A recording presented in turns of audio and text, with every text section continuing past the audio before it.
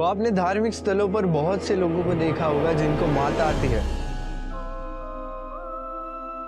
लेकिन विज्ञान इस बात को बिल्कुल भी नहीं मानता। विज्ञान के अनुसार ये सिर्फ एक मानसिक बीमारी है, और सिर्फ विज्ञान ही नहीं बल्कि कई जाने माने आध्यात्मिक गुरुओं का भी यही कहना है। देवी आने का शुद्ध पाखंड है। किसी व्यक्ति के ऊपर कभी कोई देवी देवता नहीं आते। ये हमारे शरीर में प्रवेश नहीं कर सकते, है ना, वो ठीक नहीं है। तो आज हम जानेंगे वैज्ञानिक दृष्टि से माता आने के पीछे का संभावित कारण क्या हो सकता है, और इस पर आध्यात्मिक गुरुओं का क्या कहना है।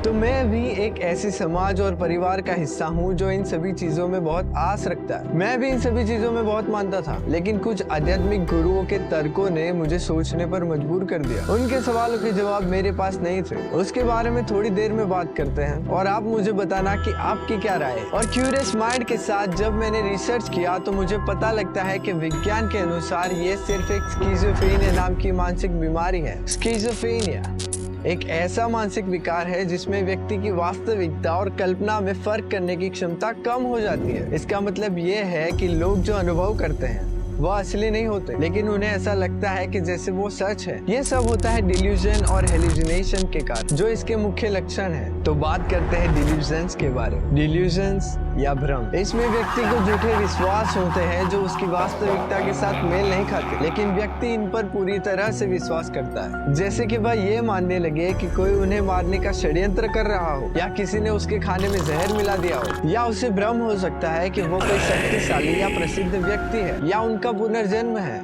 या खुद भगवान का अवतार हो और उसकी तरह व्यवहार करने लगता है। आपने देखा होगा जब औरतों पर माता आती है, पहले तो वो शांत होती हैं, लेकिन जब माता आती है तो उनको रोकना बड़ा मुश्किल है। सबसे उल्टी सीधी बातें करेंगी, जुबान पर कपूर रख के वो निकल लेती हैं। उनके इसी डिल्यूजन को वास्तविक और असल बनाने का काम करता है हेलुसिनेशन।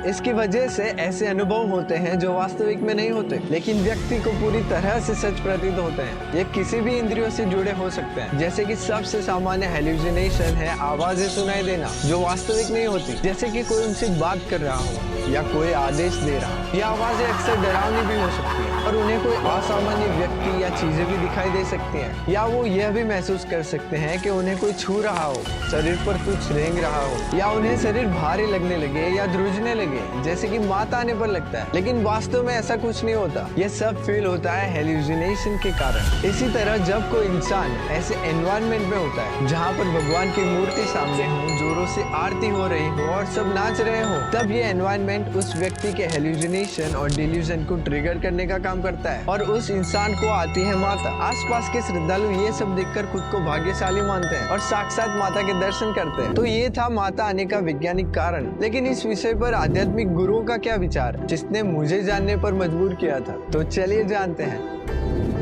साइंस के अनुसार कुछ आध्यात्मिक गुरुओं का भी यही कहना है कि यह सिर्फ एक मानसिक स्थिति है। आप अपने मन को जैसे प्रोजेक्ट कर लेते हैं, आपका सबकॉन्शियस माइंड वैसा आपको अनुभव कराने लगता है। ये साइकोलॉजी है। देवताओं पे इतना समय नहीं कि वो आपके ऊपर आवे, हमारी विचारधारा बन जाती है ऐसे कि हमारे ऊपर देवी देवता आ गए। और जाने माने फिलोसोफर और लेखक आचार्य प्रशांत जी का भी यही कहना है। उनका कहना है कि ये एक प्रकार की मानसिक बात है, और ये वहीं पर ज्यादा पाई जाती है जहाँ पर इस प्रकार की भ्रांतियां प्रचलित होती है। तो देवी इत्यादि किसी के शरीर में नहीं प्रवेश करती। ये निश्चित रूप से एक मानसिक बात, और इसीलिए ये चीज पाई ही वहीं पर जाती है जहाँ पर इस तरह की भ्रांतियां प्रचलित होती है। और इन्होंने कुछ तर्क भी दिए हैं जो हमें सोचने पर मजबूर करते हैं। जैसे कि शैलेंद्र पांडे जो एक ज्योतिषी हैं, वे समझाते हैं कि ईश्वर बहुत ही ऊर्जावान होते हैं। साधारण मनुष्य इतनी ऊर्जा सह नहीं सकता।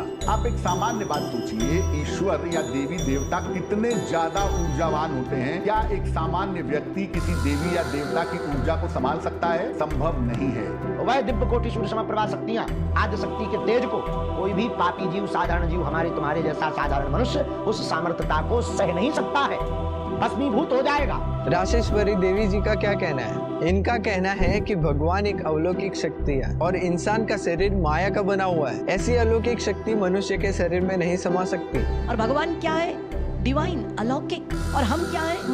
माया के बने हुए। तो माया की बनी हुई चीज में यदि डिवाइन आ जाएगा तो हमारे तो फट के टुकड़े टुकड़े हो जाएंगे, वो समा ही नहीं सकता। और आचार्य प्रशांत जी का भी यही कहना है कि इंसान का शरीर भौतिक है, और इसमें भौतिक चीजें ही आ सकती है या समा सकती हैं। बहुत सीधा सिद्धांत है। शरीर क्या है? भौतिक पदार्थ है, मटीरियल है ना शरीर। शरीर में तो भौतिक चीजें ही प्रवेश लेंगी ना, तो उसमें कैसे कोई चीज घुसेगी? अब जाने धीरेन्द्र शास्त्री जी इस विषय पर क्या कहते हैं। पर माता भगवती हनुमान जी कभी नहीं आते। और ये हनुमान जी आने का शुद्ध नाटक है। ये माता आने का नाटक और ये जो है नाचने का नाटक, सिर्फ प्रोपोगंडा है।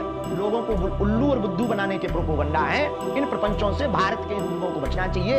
यही धर्म का बेड़ा गर्क करने पर तुले हुए हैं। इंद्रेश उपाध्याय जो कि एक आध्यात्मिक गुरु हैं, उनका कहना है कि क्या हम इतने पवित्र हैं कि देवी देवता हमारे अंदर समाये। क्षमा कीजिएगा, मैं मंच से कह रहा हूँ, हमने कुछ नहीं किया तो उससे देवता नाराज होकर के हमको कष्ट दें, ऐसा देवताओं का स्वभाव नहीं है। हम इतने पवित्र हैं, इतने शुद्ध हैं हम अंदर से कि देवता आएंगे हमारे ऊपर। और मैं आपको बताना चाहता हूँ कि इस वीडियो का तात्पर्य किसी भी धर्म या व्यक्ति के आस्था को ठेस पहुँचाना नहीं है। ये वीडियो सिर्फ एजुकेशनल पर्पज से है कि आपको वैज्ञानिक दृष्टि से वाकिफ किया जाए। और आप इसके बारे में क्या सोचते हैं कमेंट में जरूर बताइए। इन सभी वीडियोस के लिंक डिस्क्रिप्शन में है, अगर आप पूरी देखना चाहें तो देख सकते हैं। और स्किज़ोफ्रेनिया के बारे में और भी जानना चाहते हैं तो ये वीडियो जरूर देखें, इसकी भी लिंक नीचे डिस्क्रिप्शन में है। चैनल को लाइक और सब्सक्राइब करना ना भूलें। अपने दोस्तों और परिवारजनों के साथ जरूर शेयर कीजिए। Stay always curious. मैं मिलता हूँ ऐसे ही इंफॉर्मेटिव वीडियो के साथ, तब तक के लिए बाय।